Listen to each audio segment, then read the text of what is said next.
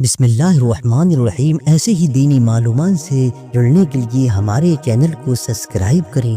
آج ہم آپ کو بتائیں گے کہ نماز پڑھنے کی جگہ اور نمازی کا کپڑا۔ نماز پڑھنے کے لیے نمازی کے کپڑے اور نماز پڑھنے کی جگہ کو پاک ہونا چاہیے۔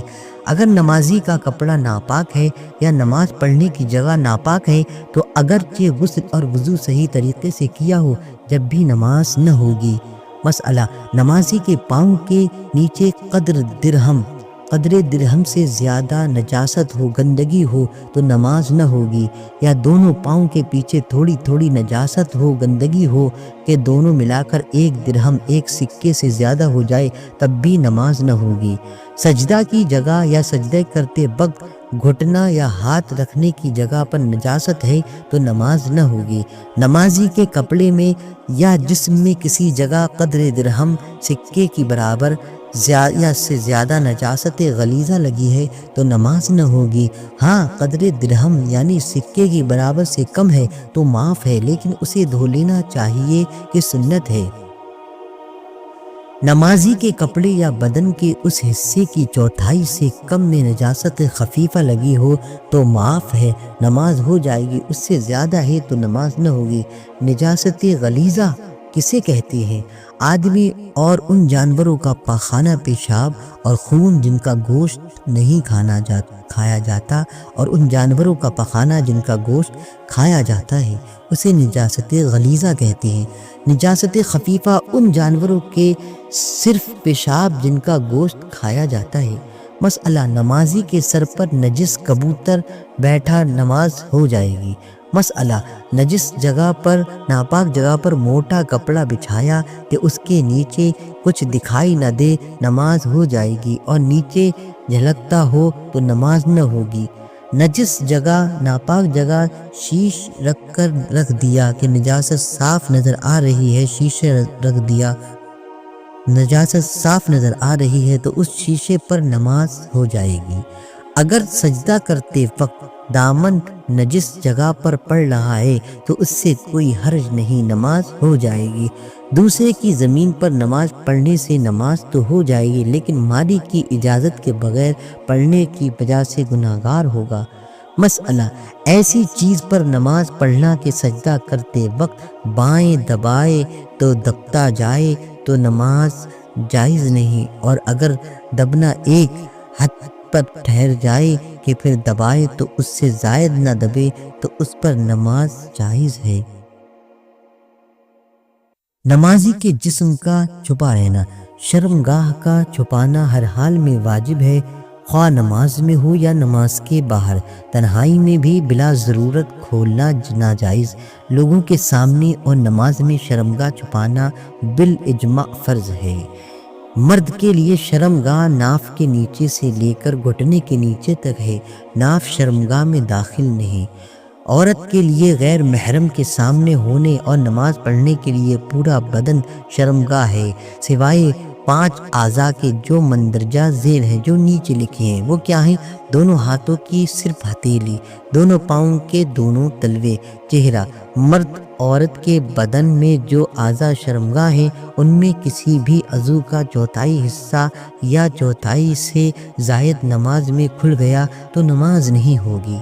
شرمگاہ کے اعضاء میں اگر چوتھائی حصہ کھلا اور فوراً چھپا لیا، تاخیر نہ ہوئی تو نماز ہو جائے گی، اور اگر بار 3 سبحان اللہ پڑھنے کی مقدار کھلا رہا تو نماز فاسد ہو جائے گی، اور اگر چوتھائی حصہ بالقصد جان کر کھولا تو اگرچہ فوراً چھپا لی، نماز فاسد ہو جائے گی۔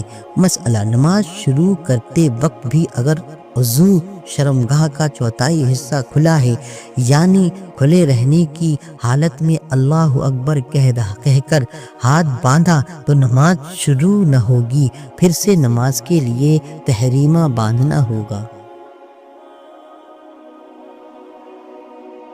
اگر چند اعضاء شرمگاہ میں تھوڑا تھوڑا چوتھائی حصہ سے کم ہی کھلا ہے، لیکن سب کو اکٹھا کرنے سے کسی چھوٹے عضو کے چوتھائی حصے کے برابر ہو جائے تب بھی نماز فاسد ہوگی۔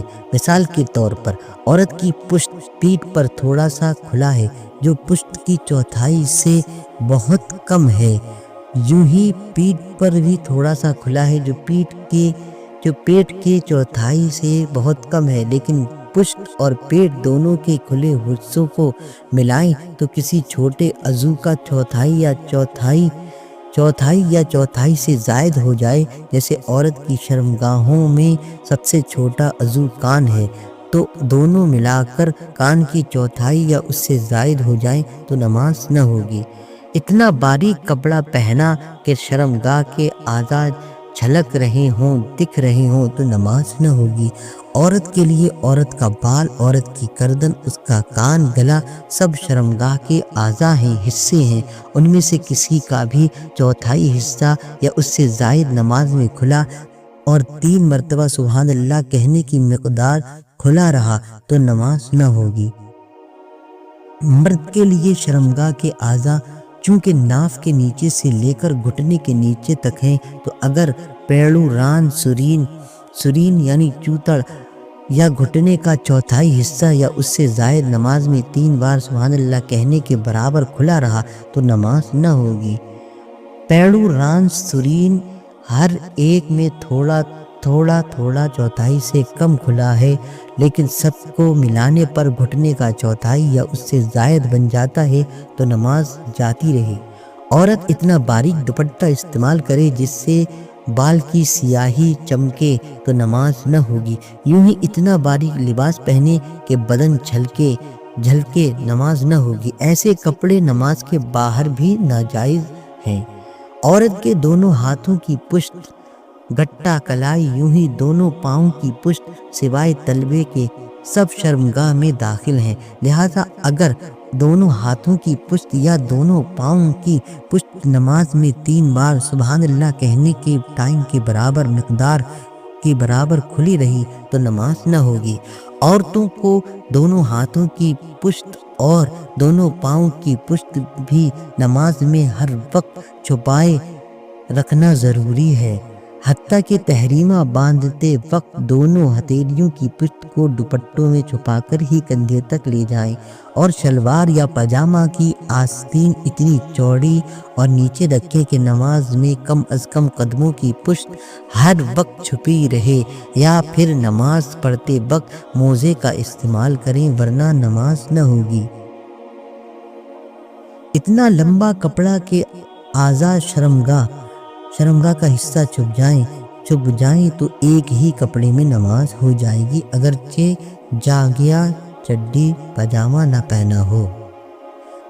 نوٹ: عورت کے لیے چہرہ اور دونوں ہاتھوں کی ہتھیلیاں اور دونوں پاؤں کے تلوے اگرچہ شرمگاہ میں داخل نہیں، مگر باوجہ فتنہ غیر محرم کے سامنے کھولنا منع ہے، اور غیر محرم کے لیے ان اعضاء کی طرف بھی دیکھنا یا چھونا ناجائز ہے، اور محرم کے لیے صرف انہیں 5 اعضاء کی طرف دیکھنا جائز ہے۔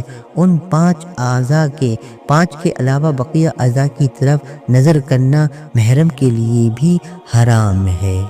اللہ اکبر۔